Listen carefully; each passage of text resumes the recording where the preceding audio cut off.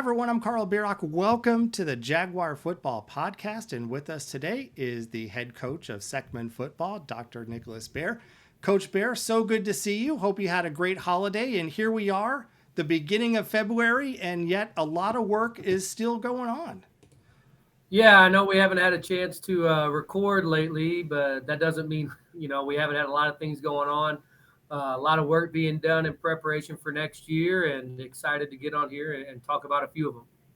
Sure. Well, first on the schedule today is the big announcement that you made a couple weeks ago about the Junior Jaguar Football Program, and thought we could spend a little bit of time today talking about what this means not only for the program but the parents and just the overall goal of having the junior program roll into the Booster Club.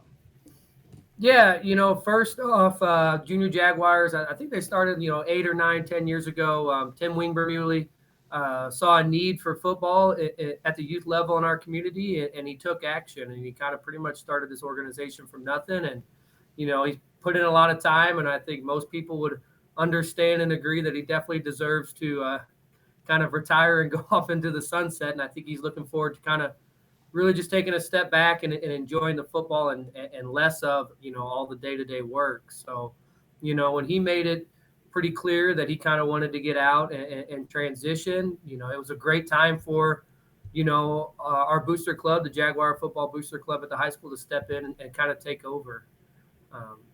2 years ago, we joined the Suburban Youth Football League, with teams like in our area, like Oakville, Rockwood Summit, Fox, Northwest. Okay, a lot of like-minded schools, and really the league it's organized as a head coach driven league. So all the programs really have to have a tie to the program and have a good relationship with the head coach and the things that are going on. So, with all those factors, it just seems like the right time to get this done. Yeah, sounds like from also in your email that there will be a lot of synergy with what goes on as far as like maybe the plays or the schemes, and that will transition very nicely into the high school program. Yeah, I mean, the Junior Jaguars have done a good job, great job making sure we have players, the last few years, and really kind of that next step, in my opinion, is truly aligning, what's happening down there with the vision and the values that we have at the high school. You look at a lot of storied programs around the state. You got Webb City, on the west side, and a few on this side where, they're running the same stuff. They're doing the same thing the high school is, all the way from second grade. And that's really kind of my vision of where I see this going. From practice structure to drills to philosophies to schemes, that's really where we want to align what's happening in each grade, developing what they're doing each grade, and then kind of really be ready to roll, when they get to us as freshmen. Yeah, very exciting because again, that continuity from the middle school on into high school is huge. As a parent of a senior that is graduating here in the next couple months, I saw how that transitioned from like a Monday game into a Friday night game. And, just talking with other parents, what does it mean for them? I know parents serve as like the Uber and the bank when it comes to these to youth programs. What does it mean for the parents? Yeah. So for me, really, I want to take a lot of the things that I've done at the high school and use them with the Junior Jaguar program. So, some things I think, or I've been told we've done pretty good, at the high school levels. Very clear communication. Everybody knows what's going on, where your kid needs to be, when they need to be there, and what they need to wear. And then honestly, transparency. The Junior Jaguars cost money, whereas, the high school doesn't.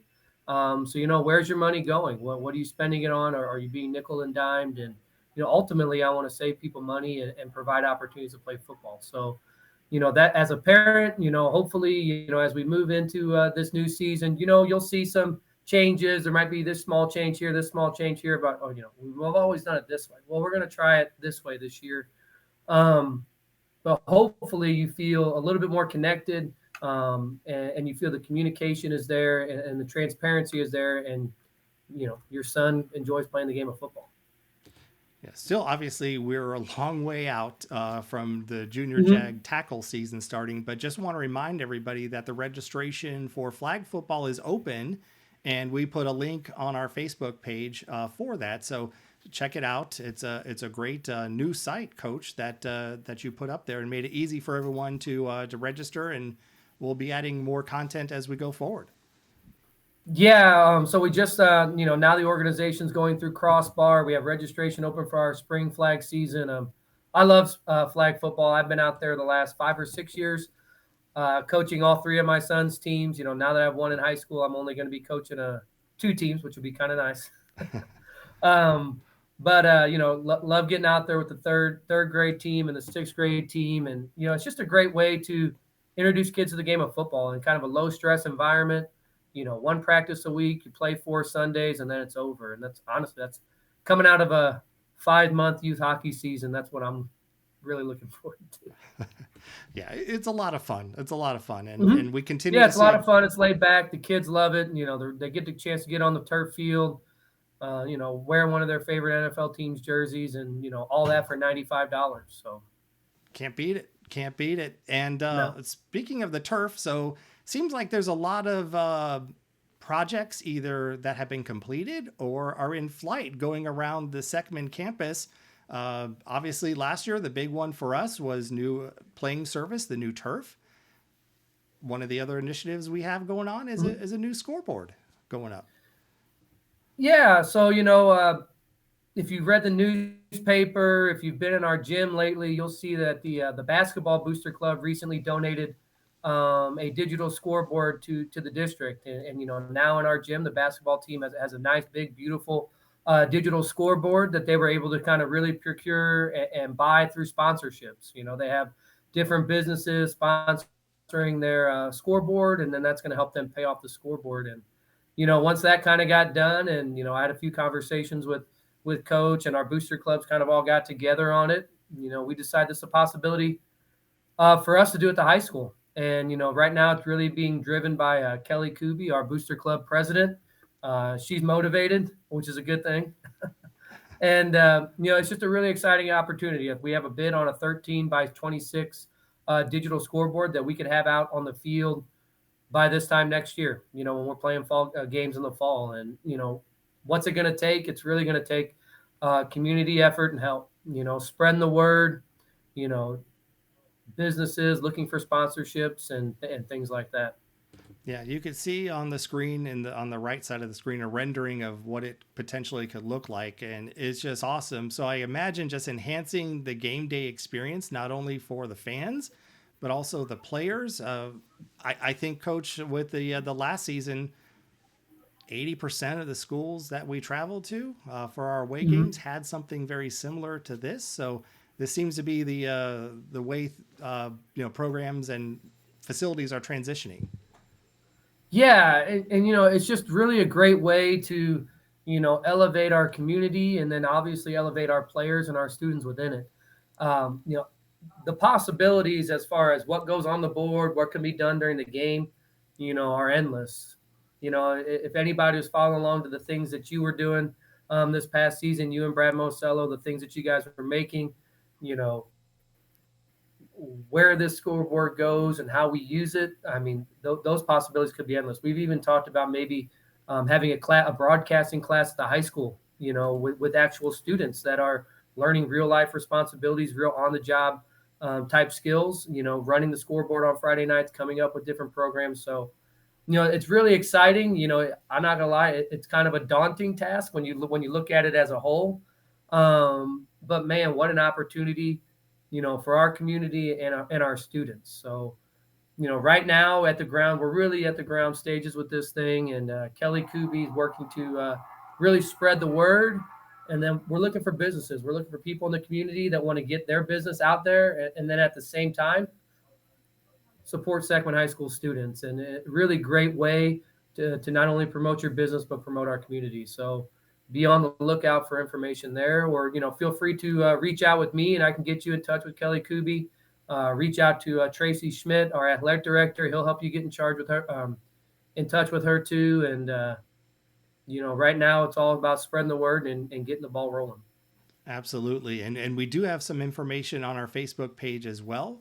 So please check it out. And again, it's such a great way to help the community and really enhance the game day experience because, let's face it, something like this would just be amazing. And, with the record that the program has had as of late, this is something that would just be the icing on the cake with a new playing service and a first class scoreboard and facility.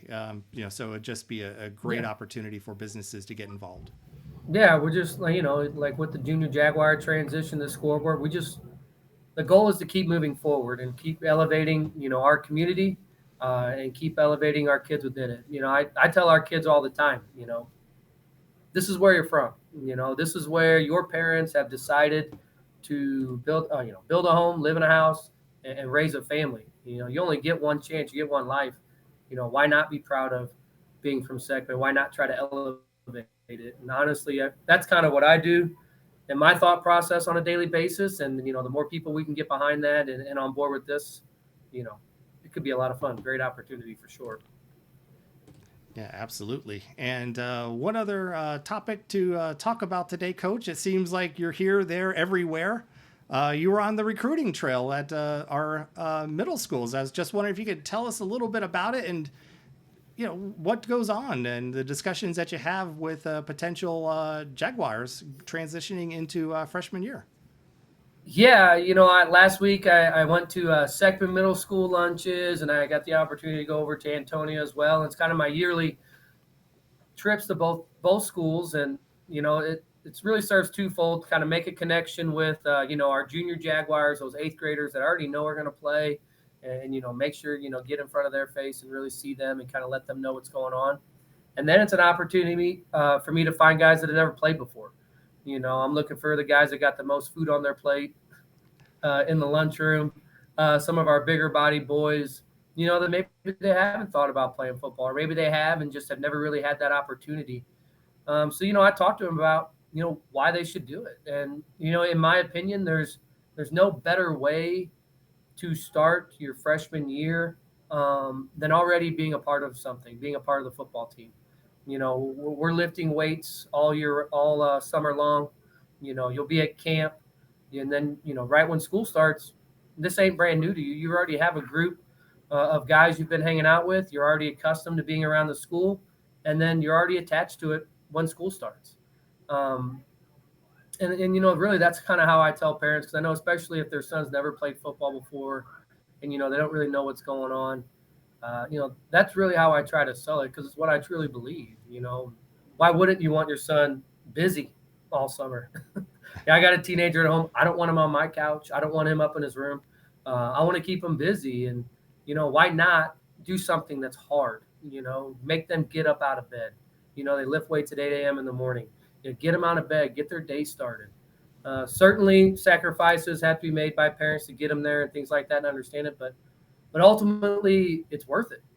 And so getting that opportunity to really go out and kind of spread that word and start building next year's freshman team, I always enjoy it for sure. Yeah, and I recall from previous years in podcasts, you talk about how toward the end of the year, you start bringing in the boys to lift and learn what it's like to be a Seckman football player. Yeah, I just got those dates scheduled. We'll start April 28th. It'll be the next 8 Mondays and Thursdays. It's a great opportunity. Once again, as they're winding down their 8th grade year and kind of nervous about what's next, get them in the high school. We teach them, we introduce them to the weight room, kind of how we go about our business. And then when the summer starts, we're rolling. And, it's something that, this is going into my 7th year. I kind of have a routine now in the summer. Some things aren't broke, so I don't fix them. Other things need to be fixed, so we're always improving. But this is something that we've always done a really good job at, and always get a really good response from. And I imagine if, let's say, you didn't have a chance to connect with everybody that has an interest, there'll be more information, emails, or they just reach out to you directly. What would my email always out there, baern@foxy6.org. I try to cast as wide a net as I possibly can with all this stuff, but some people move in late and then it always kind of miss somebody, but we have freshman connect night next Monday night. That's all incoming freshmen coming up to Seckman High School. You guys will start picking your classes. All the clubs and sports will be set up. So, I'll be there. That'll be another opportunity to kind of touch base. I'll have the off-season schedule, kind of give people an idea of what they can expect over the summer and how things will work when we get to the fall. And, really serves as an opportunity for me to meet new parents and kind of start really getting information out about next season. Yeah, as you always say, the gears of Seckman football never stop turning, and before you know it, it's going to be time to go to camp. We look forward to it. Yeah, so, I mean, it's kind of my yearly progression, and we're always working on something and information to be had, and taking on a few more things this off season to chew on. But ultimately, when it comes to the junior Jaguar transition, I think this is something that really going to pay off for us in our program.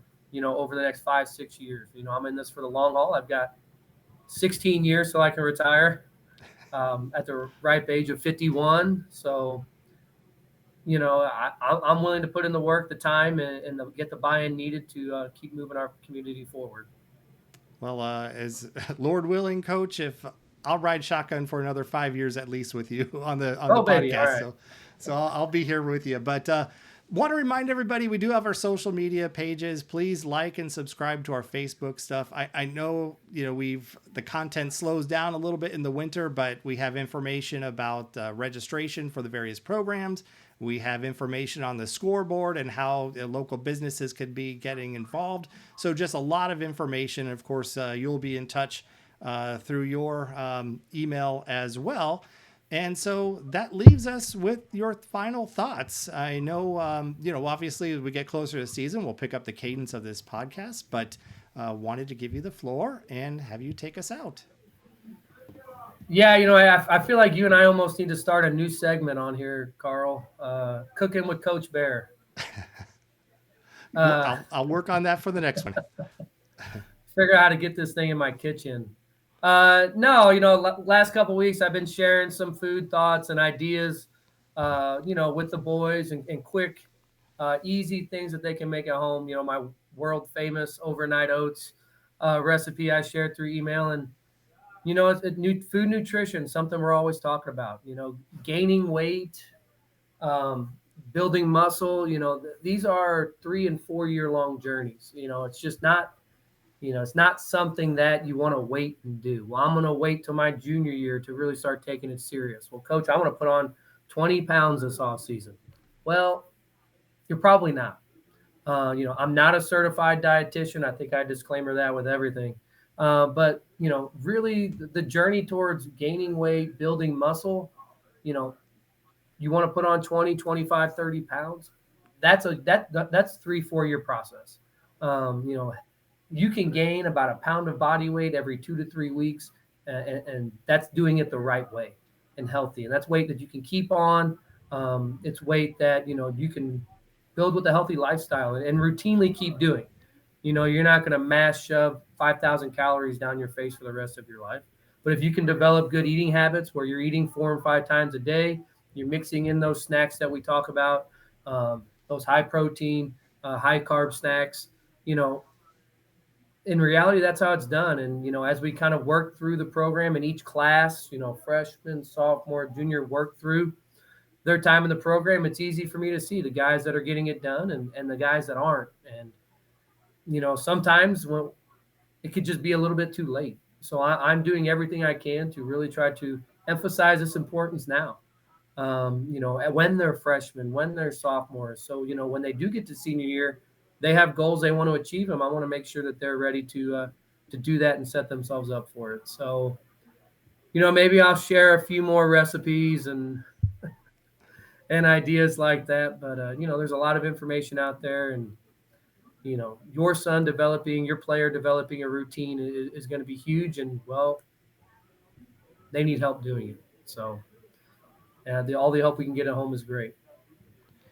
Yeah, we'll for sure add another a segment on that because, and if folks are interested, if they go back to the December podcast, I believe it was, right, you had some ideas, and so they can catch up on what you were suggesting there. So Coach, we're out of time, but always appreciate your availability to sit down and talk with the Jaguar Nation. I appreciate everything that you do.